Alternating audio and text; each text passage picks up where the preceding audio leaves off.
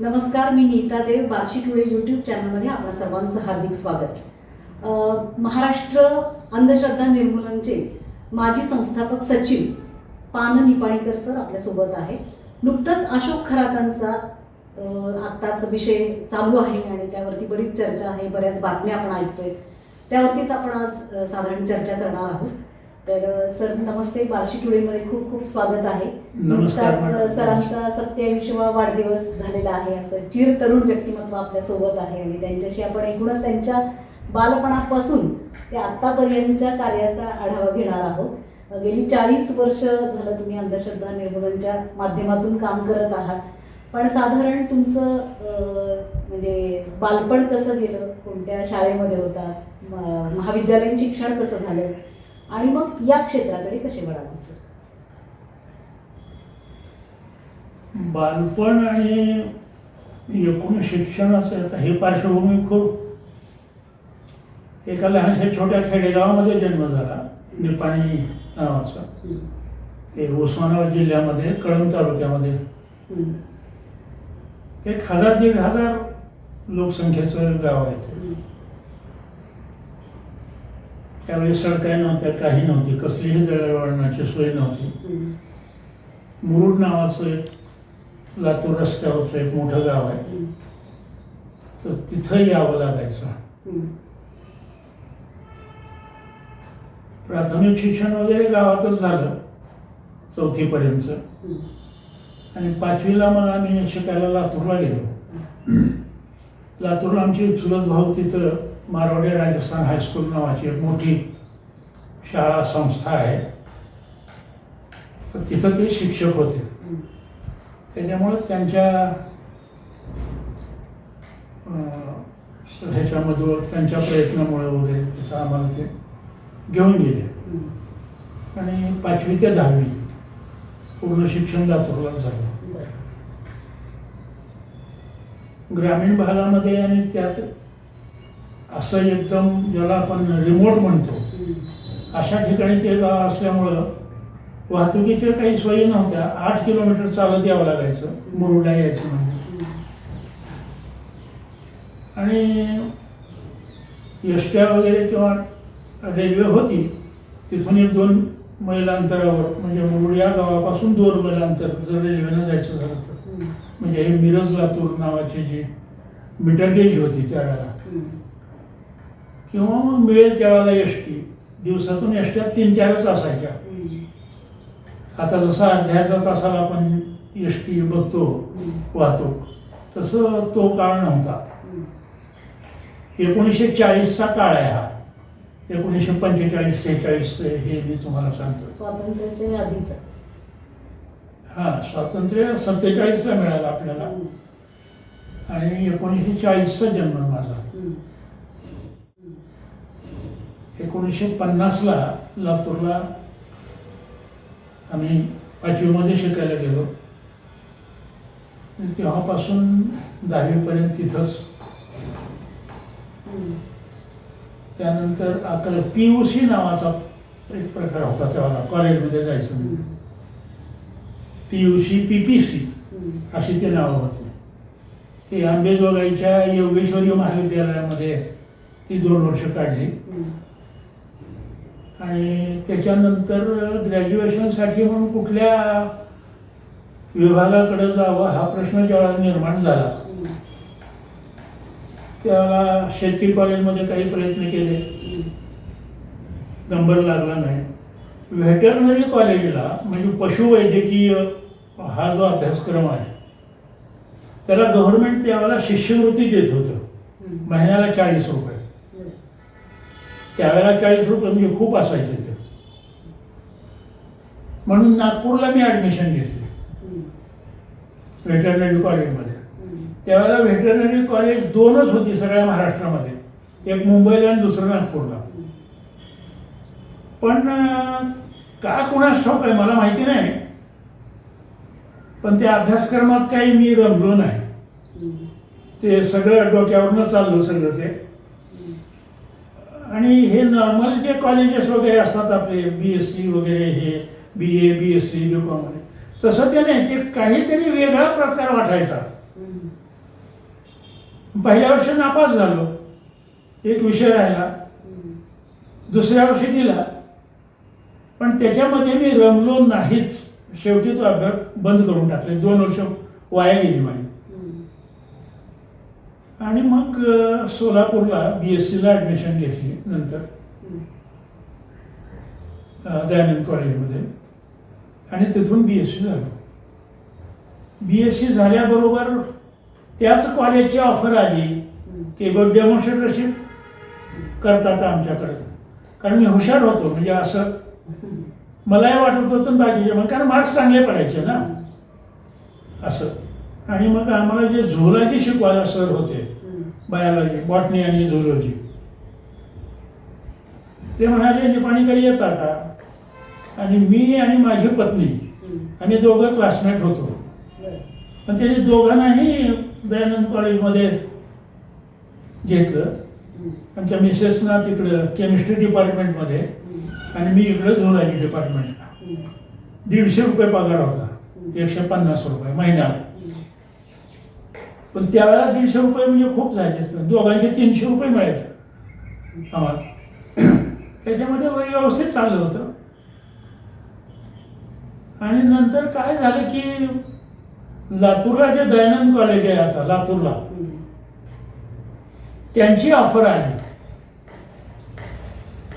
आणि की तुम्ही दोघंही इकडे या आमच्याकडं, तुम्हाला कॉलेजला नोकरी मिळेल, मिसेसना हायस्कूलला शिक्षिका म्हणून नोकरी मिळेल. मग आम्ही असा विचार केला की गावाच्या जवळ आहे, लातूरला आपले भाऊ आहेत, आपली माणसं आहेत तिकडं सगळे, म्हणून आम्ही सोलापूर सोडलं आणि लातूरला गेलो. गोदावरी देवी लाहोटी कन्या प्रशालेमध्ये मिसेस आमच्यानं तिथं शिक्षिका म्हणून लागल्या. आणि मी इकडं दयानंद कॉलेजमध्ये डेमॉन्स्ट्रेटर म्हणून जॉईन झालो. लव्ह मॅरेज का अरेंज मॅरेज? Love marriage. एकाच वर्गात शिकत होतो ना आम्ही. आर्य समाज पद्धतीनं लग्न झालं सोलापूरलाच. विरोध नव्हता? विरोध नव्हता घरचा? होता की, आमच्या घरचा होता, त्यांच्या घरचा नव्हता. बापरे. दोन्ही मेहण्यांचा विरोध होता, सासऱ्यांचा विरोध नव्हता. आमच्याकडे तर काय सगळा येड्याचाच बाजार होता, त्याच्यामुळं विरोध होता. पण मी तो विरोध मोजला नाही. जातपात तर पहिल्यापासूनच मानत नव्हतो, त्याच्यामुळं आंतरजातीय विवाहाचं तसलं काही दडपण किंवा वगैरे असं काही नव्हतं. किंवा आपण जगावेगळं काहीतरी करतोय असाही काही आव नव्हता त्याच्यामध्ये. आणि मग लातूरला पण गंमत अशी झाली की 1967ला UGCचा एक नियम आला, युनिव्हर्सिटी ग्रँट कमिशन, केंद्र सरकारचा, आणि तो सगळ्या राज्यांना लागू झाला की ज्यांना कॉलेज स्तरावर नोकरी करायची त्यांनी 2 वर्षामध्ये MSc होऊन यावं. मी फक्त BSc होतो ना, BEd नव्हतो त्यावेळेला, फक्त BSc. आणि 2 वर्षानंतर तुम्ही MSc करून आल्यानंतर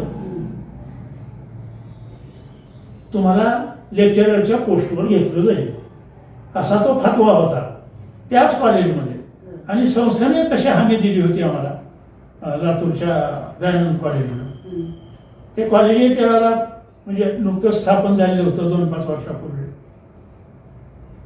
पण प्रॉब्लेम हा निर्माण झाला की MSc करायची तर एकतर कोल्हापूरला जायचं, नंतर एक औरंगाबादला जायचं. लातूरच्या कॉलेजमध्ये नोकरी करत असल्यामुळे औरंगाबादला जावं लागायचं, मराठवाडा रिजन. आणि ही 67ची गोष्ट मी तुम्हाला सांगतोय. 64ला लग्न झालं, 3च वर्ष झाली होती. शी वॉज कॅरिंग, ती गरोदर होती त्यावेळेला. मग या अवस्थेमध्ये तिला सोडून औरंगाबादला 2 वर्ष काढायची कसं शक्य होतं? बर, आता मला नोकरीवरून काढून टाकल्यानंतर तिची काय नोकरी सुरू होती, पण 2 वर्ष त्यांना ठेवायचं कसं आणि कुठं? आमच्या घरात 3 माणसं फक्त, 4 माणसं, आमची आत्या, आत्याचे मिस्टर आणि वडील. आई तर लहानपणीच वारलेली होती बरं. आणि भाऊ नाही, बहीण नाही, 4च माणसं. घरची शेती ती सांभाळायला लागायची वडिलांना. मग आमच्या मिसेसजवळ राहणार कोण हा प्रॉब्लेम होता. आणि खूप विचार करून मग शेवटी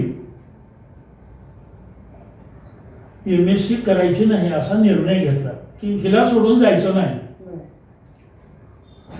हिची काळजी कोण घेईल मागं पुन्हा. त्याच्यामुळं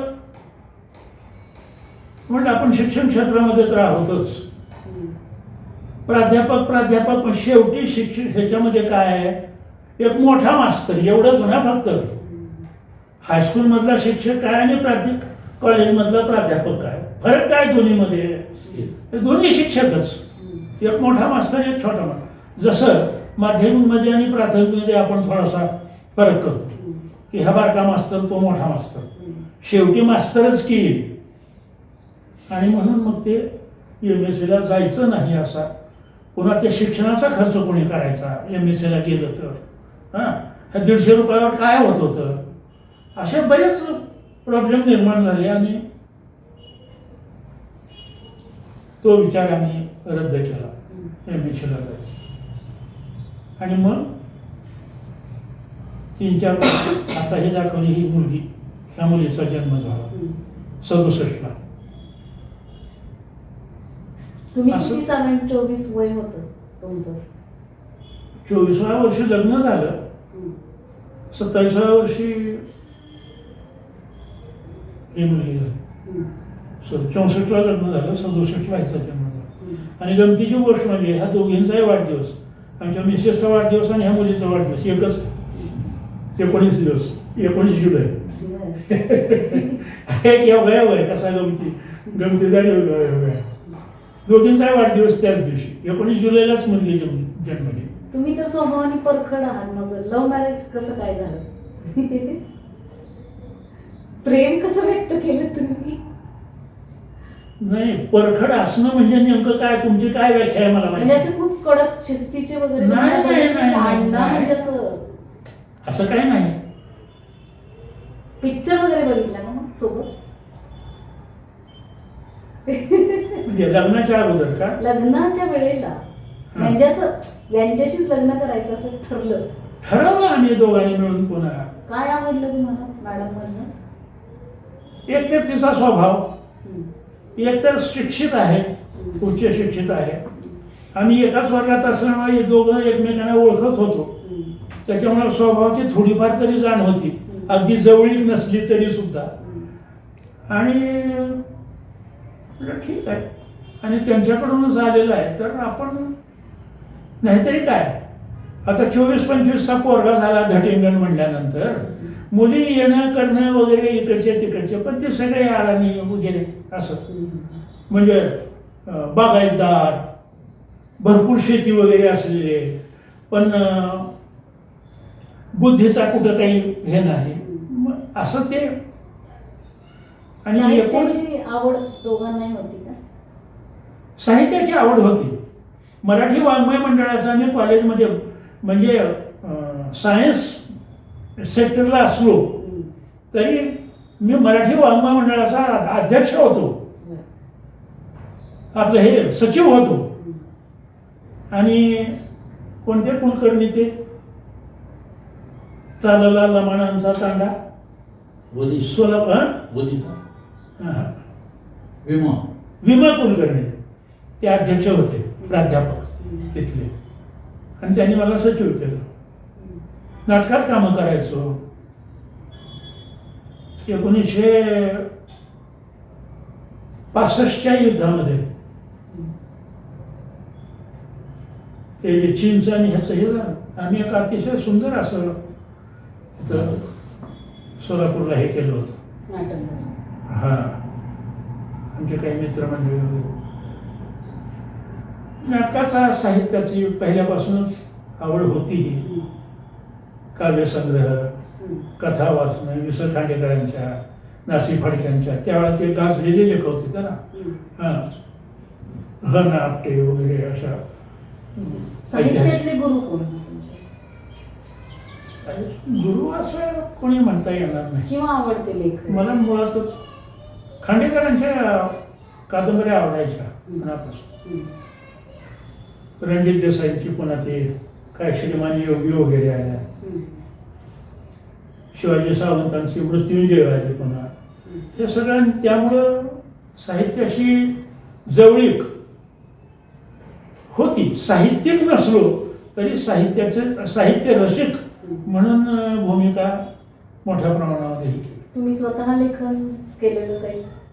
केलं. कथा, कविता? वर्तमानपत्रांच्या मध्ये लेख लिहायचे, वाचकांच्या पत्रव्यवहारामध्ये पत्र लिहायची, आणि वर्तमानपत्रांमधून ते नागपूरला सुद्धा तरुण भारतमध्ये तरुण भारतमध्ये नागपूरचं मुखपत्र माझी बरीच त्याच्यामध्ये काही लेख प्रकाशित झाले, काही वाचकांच्या पत्रव्यवहारामध्ये पत्र प्रकाशित झाले.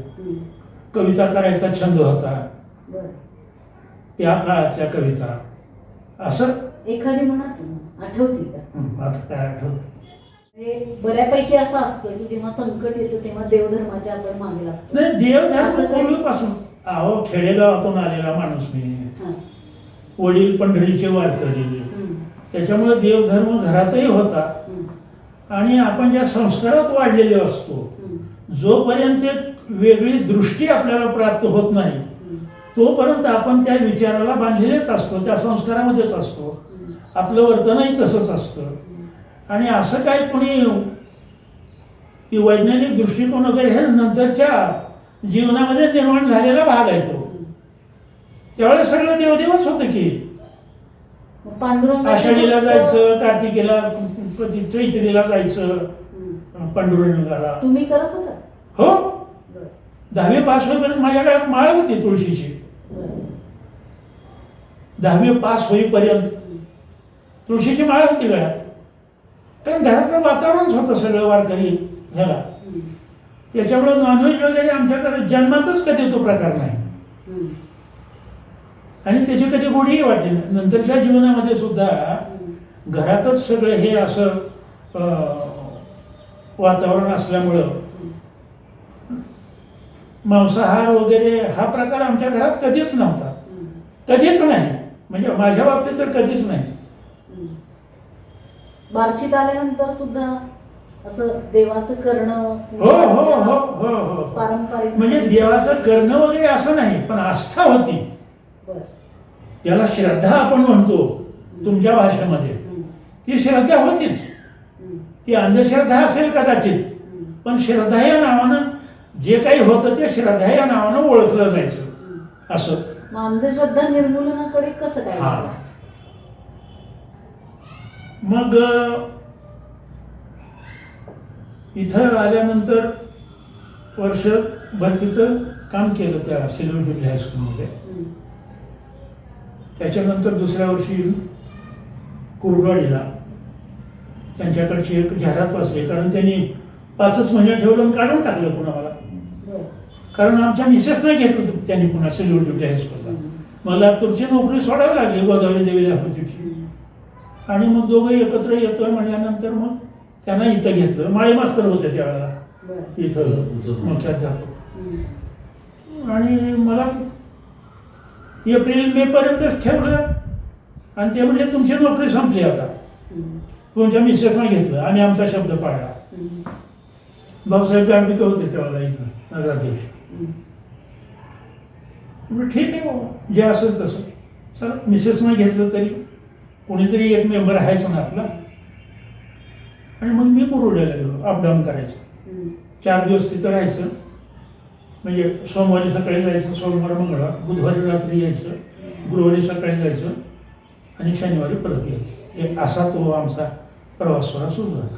नूतन विद्यालय कुरुवाडीचं पाठक म्हणून मुख्याध्यापक होते त्यावेळेला. आणि तिथे 1-2 वर्ष नोकरी केली, आणि मग पांगरी जॉईन केली.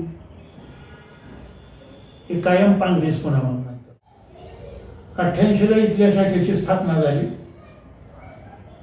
आणि 89 मार्चला मी बार्शीमध्ये एक मोठं शिबिर ठेवलं की काय आहे हे अंधश्रद्धा निर्मूलन समितीमध्ये, ही माणसं सांगतात काय. आणि ते शिबिर इतकं कमालीचं यशस्वी झालं. वहिनी स्वतः उद्घाटनाला आल्या होत्या. बी.वाय. यादव होते, डॉक्टर नेने होते, कश्यपी अण्णा होते, हे सगळे दाभोळकर आले होते आणि त्यांची टीम होती सगळी, परारडे वगैरे त्यावेळेसची. आणि श्याम मानवांच्या बरोबर होते ते सगळे त्यांच्याबरोबर गेले. पण त्यांची नावं होती वक्ते म्हणून, पण त्यांच्यातलं आलं कोणीच नाही. पण ते शिबिर इतकं जर उत्तम झालं आणि शिबिरार्थी म्हणून अण्णा कश्यपी होते, तानाजी ठोंबरे होते, मंदाकिनी देशमुख होत्या, म्हणजे प्राध्यापक मंडळी ही सगळी. आणि ते कमालीचं यशस्वी झालं ते शिबिर. एक नवा दृष्टिकोन, काय आहे नेमकं हे अंधश्रद्धा निर्मूलन म्हणजे, हे काही एक फॅड आहे का उगाच लोकांना काहीतरी मूर्ख बनवायचं म्हणून काढलेलं कोणाच्या तरी डोक्यातलं तरी खोळपट कल्पना आहे. तर ते तसं नव्हतं. प्रत्येक वाक्याला वैज्ञानिक बैठक असायची विचारांची. आणि मग त्याच्यामध्ये बुवाबाजी समाजामध्ये कशी वाढते, लोक बाबा बुवांच्याकडे का जातात, बाईच्या अंगात येतं म्हणजे काय होतं नेमकं, त्याच्या मागची वैज्ञानिक कारणं काय आहेत, ज्योतिष खरं असतं का, म्हणजे ज्योतिष हे शास्त्र आहे का, काही एक भोंदूगिरी आहे हे सुद्धा. तर ह्याच्यावरचे सगळे वैज्ञानिक दाखले असणारे विचार ह्या सगळ्या वक्त्यांनी 3 दिवसामध्ये. आणि आश्चर्याची गोष्ट तुम्हाला सांगतो, अहो तुम्ही जरी एखाद्या व्याख्यानात ऐकलं तर तिथं तुम्हाला पटलंच पाहिजे की आपण किती चुकीचं वागतो. आणि हे विज्ञानावर आधारित विचार नेमके काय आहेत. आपलं आपल्याशी भांडण सुरू होतं, मग द्वंद्व आपल्या मनात सुरू. अरे हा माणूस समोरचा सांगतो हे खरं आहे आणि आपण कसं चुकीचं वागतोय. मग त्या देवधर्माच्या कल्पना असोत, देवाच्या असोत, धर्माच्या असोत, टीका नव्हे, आपलं एकूण वागणं आणि ते एकूण विचार याच्यामधली जी विसंगती आहे ही आपल्यालाच कळते. श्रद्धा कुठंच नसते का? श्रद्धेची व्याख्याच नाही. हा प्रश्न मला नंतर विचारा तुम्ही, श्रद्धा म्हणजे नेमकं काय असतं. आणि आमच्या एकूण जी उत्स्फूर्तता होती हे काम करत, त्या शिबिरानं ते एवढं वाढलं. प्राचार्य इंगळे, प्राचार्य मोरे हे सगळे शिबिरार्थी होते, आमच्या बरोबरच काम करत. आम्ही सगळेच शिबिरार्थी होतो. संयोजन समिती म्हणून जरी आमची असली, मोरे सर, इंगळे सर, मी, जेठी जाधव वगैरे हे सगळे आम्ही सगळ्यांनी म्हणून हे केलेलं होतं. आम्ही वर्गणी केली आणि त्या शिबिराचा सगळा खर्च भागवला. पण त्यानं एक नवी दृष्टी दिली बार्शीकरांना.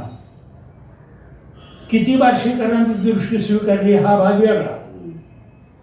काही लोकांना आवडलंही नसेल, हे चालायचं, त्याला काय तो प्रश्न नाही.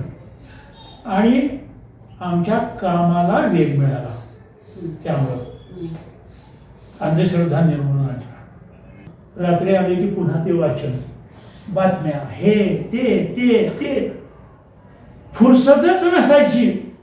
इतकं प्रचंड काम ते, म्हणजे व्यसन लागल्यासारखं. ते व्यसनच होतं खरं. दारूच्या व्यसनानं माणसं कमी झंगत असतील, ह्या व्यसनानं आम्ही जास्त जिंकलो होतो. म्हणजे हे काय काम केले, उपक्रम काय केले, जसं शिबिर घेतलं मोठं, पण त्याच्या बरेच उपक्रम केले. बुवाबाजी, माणसं बुवाबाजीला का. आणि मग त्याला महाराष्ट्रामध्ये गाजत असलेलं प्रकरण म्हणजे ती मसले चौधरीची अनुराधा देशमुख. भयंकर प्रस्तुत होतं तिचं त्यावेळेला. आता कमी झालं ते, ती पण म्हातारी झाली आता. आवंगटी काय झक मारते तिच्या पुढं, इतकी सुंदर होती. आणि नटणं मुरडणं हे ते वगैरे, म्हणजे बघणार ते अर्धा खलासच झाला पाहिजे असं ते सगळं प्रकरण होतं. पण देवादेवाचं, आणि देवादेवामध्ये हे असले प्रकार जास्त चालतात. धार्मिक ह्याच्यामध्ये ते बाई बुवा हे फक्त त्या बुवा बाजेकडे नसतात. हे धार्मिक म्हणून जे लोक गुंतलेले असतात ना, यांच्यामध्ये हे प्रकार जास्त असतात उलटे. हे मी पुराव्यानिशी सिद्ध करून दाखवू शकतो. आता हे अंगात आलेल्या बायकाक्षांना असतात हात करून ते झिंज्या ठिंज्या सगळ्या लोकच असतात. तसं काय ती बाई करत नव्हती. बसल्या जागेवर मग अशी ध्यानस्थ बसायची. समोर हा दरबार सगळा, त्याच्यामध्ये सगळे बडे बडे देंड वगैरे वगैरे सामान्य माणसं सगळे सगळे असायचे.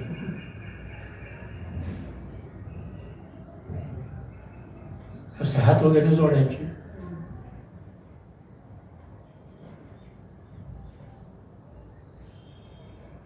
आणि तिच्या हातातून अशी पांढरी शुभ्र विभूती अशी बाहेर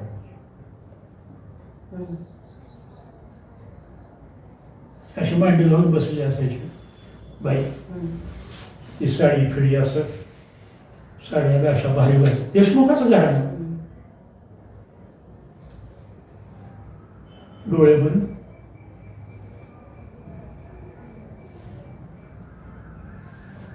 एक हात असा पुढे जायचा, एक हात इकडचा आणि ती सामान्य माणसं सगळे सगळे असायचे.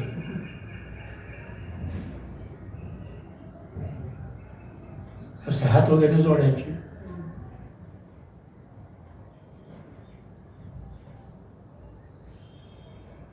आणि तिच्या हातातून अशी पांढरी शुभ्र विभूती अशी बाहेर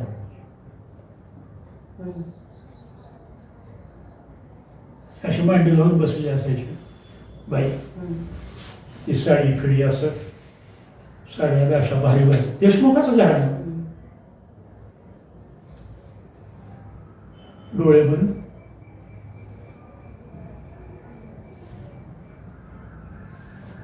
एक हात असा पुढे जायचा, एक हात इकडचा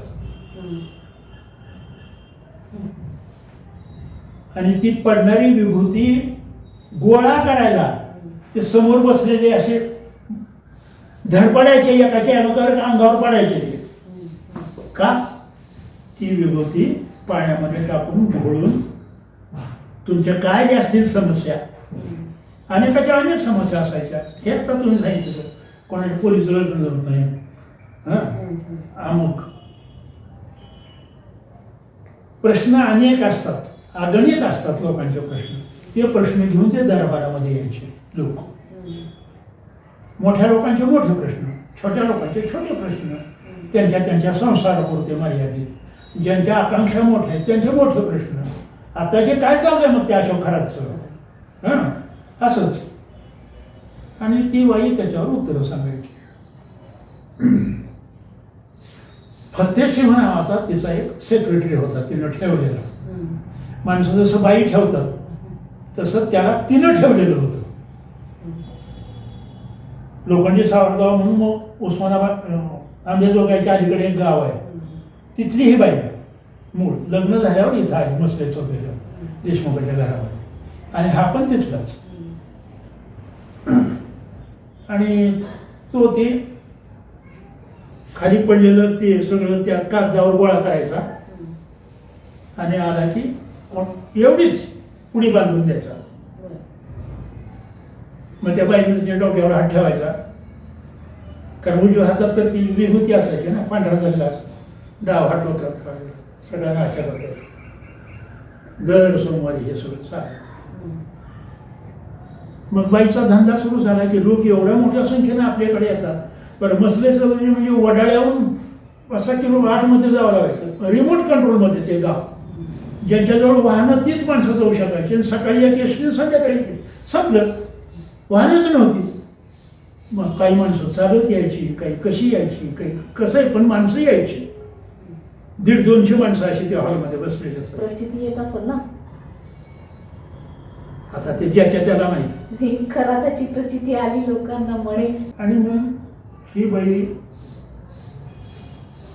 जिकडून निमंत्रण त्या गावाला जाऊन ते हातातून विभूती काढणं, त्या घरातल्या सगळ्या भक्तांना किंवा त्या ह्यांना ते देणं, आशीर्वाद देणं वगैरे करत. आणि त्याच्या बदल्यामध्ये ते पैसे घ्यायचे. मग त्याच्या विरोधामध्ये आम्ही त्यांना चॅलेंज दिलं. विज्ञान असं सांगतं, आता हातातून आपोआप युती असे देणं म्हणजे चमत्कार झाला ना. मग त्या चमत्काराला भोलणं हा तर आपला म्हणजे जन्मसिद्ध हक्क आहे आपला तो. विज्ञान असं सांगतं की जगात चमत्कार नावाचा कुठलाही प्रकार नसतो. आणि विज्ञानाचा नियम लागू केला तर ही बाई जी करत होती अनुराधा देशमुख नावाची, सिद्ध करून दाखवा वैज्ञानिक पद्धतीने. नसेल तर आम्ही बुवाबाजी करतो हे मान्य करा. मग ही पत्रापत्री RPDनं पाठवलेले पत्र, रेशन पोस्टानं पाठवायचे पत्र, काही पत्र त्या बाईने घेतलीच नाहीत, काही घेतले. आणि हे काहून उठलं ना सगळं त्या 1991ची गोष्ट आहे, 91ची. ते प्रकरण खूप गाजलं, खूप. पहिल्या पानावर बातम्या असायच्या आमच्या, संचार, सकाळ, लोकमत वगैरे वगैरे. आणि 2 महिन्यामध्येच निपाणीकर हे नाव इतकं मोठं झालं सोलापूर जिल्ह्यामध्ये. अरे त्या बाईला चॅलेंज, चेष्टा आहेत काय त्या बाईला चॅलेंज देण्यामध्ये. मग आम्ही एकदा गेलो, त्या बाईला भेटायलाच गेलो. कारण तिथल्या सरपंचानं आम्हाला म्हटलं होतं की या सर तुम्ही असं पत्रातून एकमेकांच्यावर हात पाखड करण्यापेक्षा समोरासमोर काय असं गेलो. काय त्या बाईचं रूप. जेवणीत होती ना त्यावेळेला, 34-35 वर्षाची.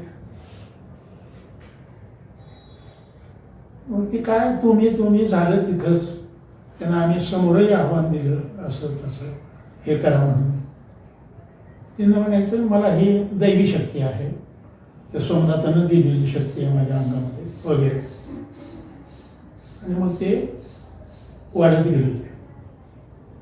आणि मग दाभोळकरांनी तो विषय हातात घेतला, RD सरांनी पुन्हा. आणि त्यांना एक तारीख दिली की या तारखेला आम्ही तुमच्याकडे येत आहोत. आणि ह्या दिवशी रीतसर 2 वकील,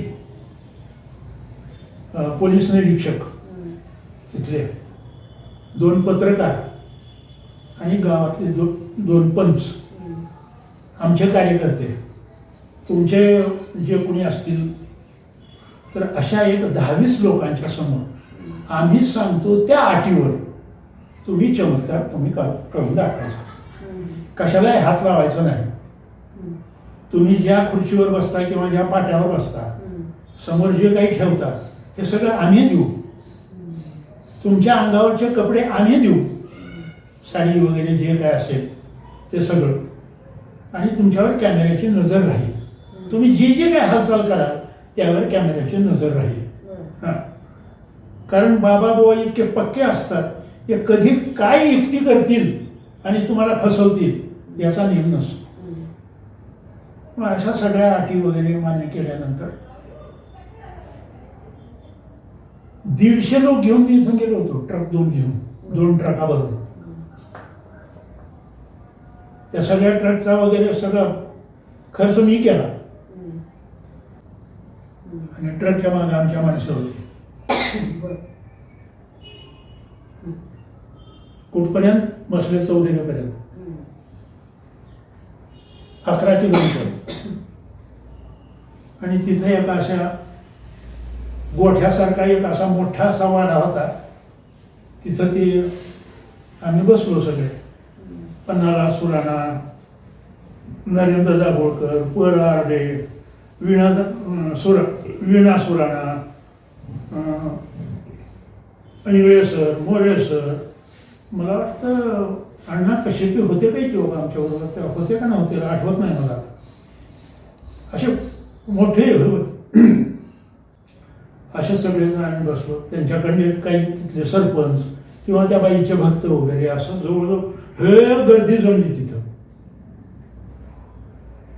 पोलीस निरीक्षक वगैरे आलेले तिकडून, पत्रकार होते बरेच, सोलापूरहून आलेले. आणि ती प्रश्नोत्तरी सुरू झाली. आणि आमचं जे म्हणणं होतं की त्यांच्यासाठी सगळी व्यवस्था तिथं पाठ ते काही चौरंग वगैरे वगैरे सगळं त्या मॅडम त्या बाईंनी आता अनुराधा देशमुखनी इथं यायचं आणि सगळ्यांच्या समोर तो चमत्कार करून दाखवायचा.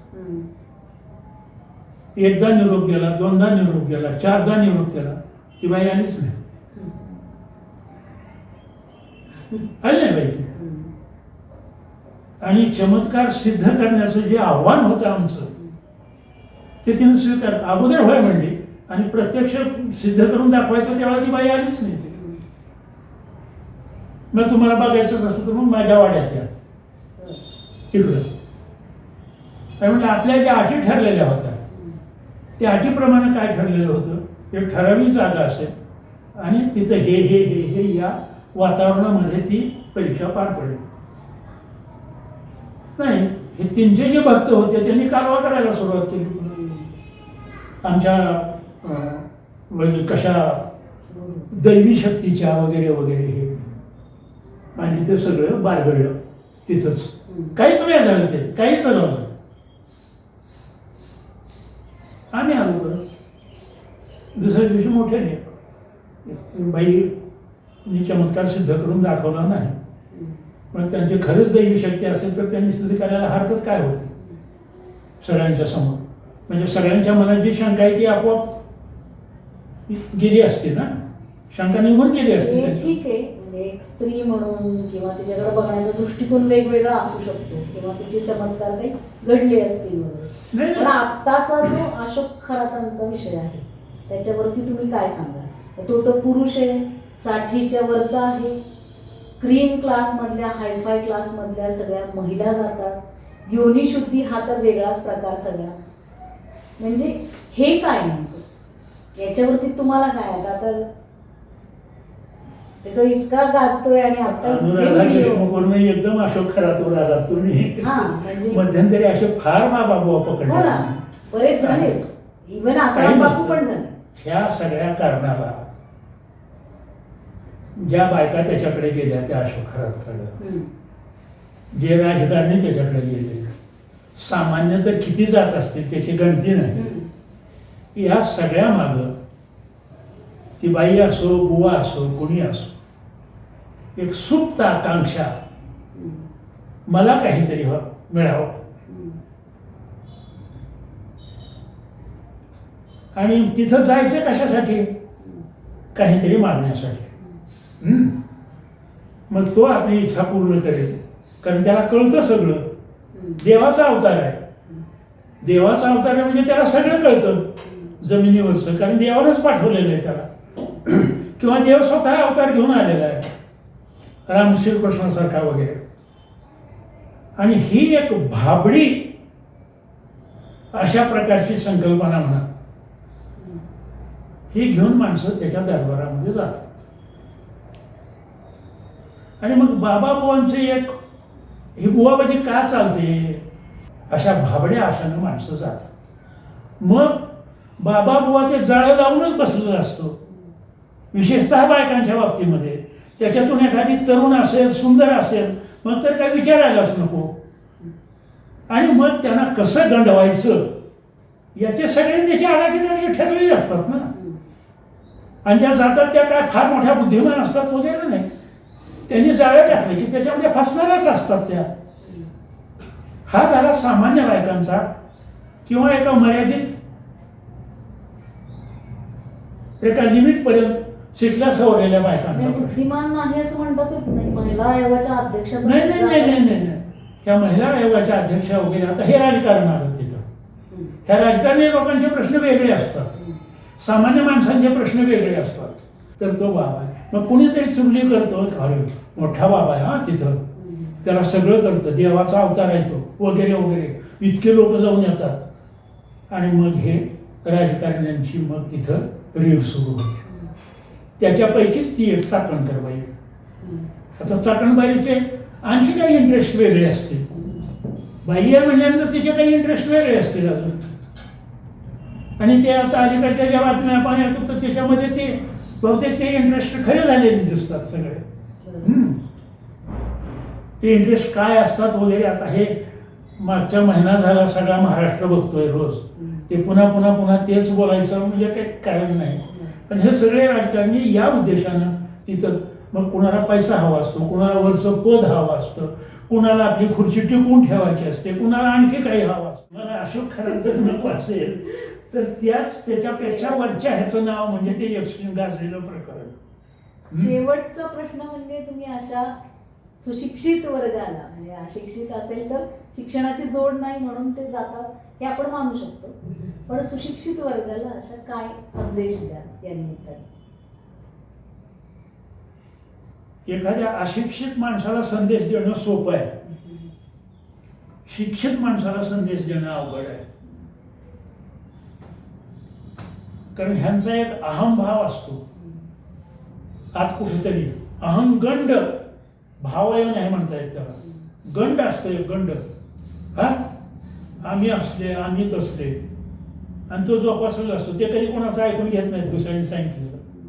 त्याच्यामुळे शिकल्या लोकांना काही सांगण्याच्या भानगडीत आम्ही पडत नाही. त्यांना कितीही डोकं आपण सांगा तुम्ही, ते स्वतःच खरं म्हणतात. काय त्यांना काय सांगणार आपण? तुम्ही मला असं विचारा की हा बुवाबाजी नावाचा जो काही प्रकार आहे आणि सामान्य माणसांना जडलेला हा जो एक रोग आहे, बुवांच्या कच्छेपी लागणे किंवा त्यांच्या आहारी जाणे, हे का जातात? त्याची काही कारणं मी तुम्हाला सांगतो. आता तुम्ही त्या अशोक खरातचं नाव घेऊन ही बाकीची माणसं शिकली सोडलेली का जाता असं विचारलं, पण सामान्य माणसं सुद्धा हे काय आपल्या समाजामध्ये रुजलेली एकूण पारंपरिक विचारसरणी, त्याला तुम्ही संस्कार असं म्हणता. तुम्ही असे आहात म्हणजे तुम्ही असेच का आहात, तर तुमच्यावर जे संस्कार झालेले आहेत त्याचा भाग म्हणून तुम्ही आज असे आहात. तुमचे विचार असेल, तुमचं राहणं असेल, तुमचं जे काही आहे, तुम्ही जसे दिसता ते वगैरे वगैरे वगैरे, एक तुमचं व्यक्तिमत्व या पद्धतीनं समोर का आलेला आहे, तो तुमच्या संस्कारांचा भाग आहे. तुम्ही कसं बोलता तुमच्या संस्कारांचा भाग आहे, तुम्ही कसं वागता तुमच्या संस्कारांचा भाग आहे, तुम्ही बुवाबाजीकडे का जाता तुमच्या संस्काराचा भाग. कारण हे आम्हाला शिकवलेलं असते. बायका का जातात त्याची काही कारण आहेत. अतृप्त कामिच्छा, कामभावना, नाही इच्छा पूर्ण होत, महाराजाकडे चालली, याचा अर्थ महाराज म्हणजे देव, हे दुसरा समज अत्यंत घातक आणि अत्यंत चुकीचा. तिसरा भाग म्हणजे माझे जे प्रश्न मला सुटत नाहीत ते महाराजाच्या बुवा बाबांच्या माध्यमातून सुटतील ही अपेक्षा. अर्थात ते चुकीचे आहे, पण ही अपेक्षा ठेवून लोक त्याच्याकडे जातात. मग त्यांना नुसता असा हात वर करून आशीर्वाद जरी दिला तरी मनाला बरं वाटतं, अरे महाराजांनी आपल्याला आशीर्वाद दिला.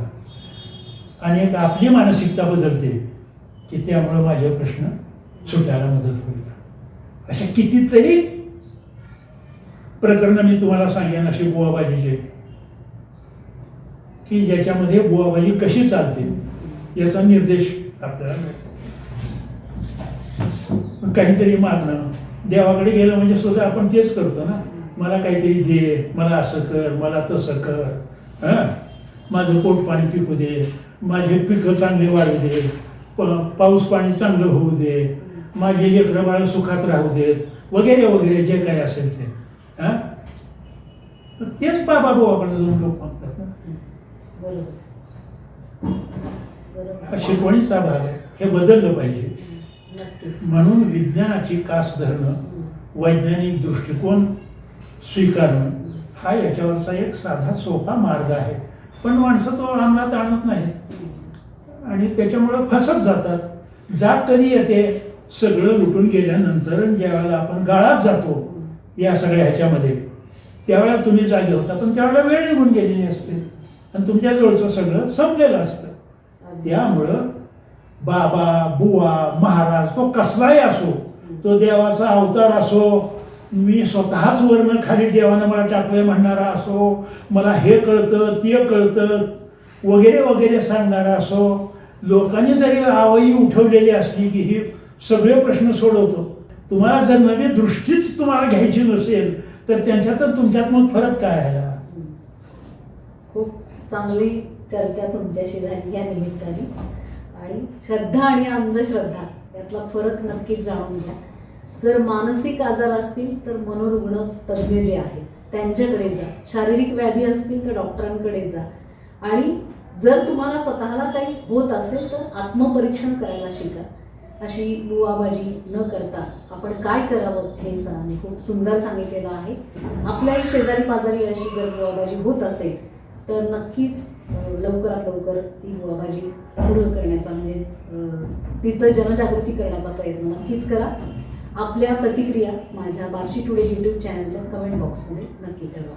थँक्यू. धन्यवाद सर.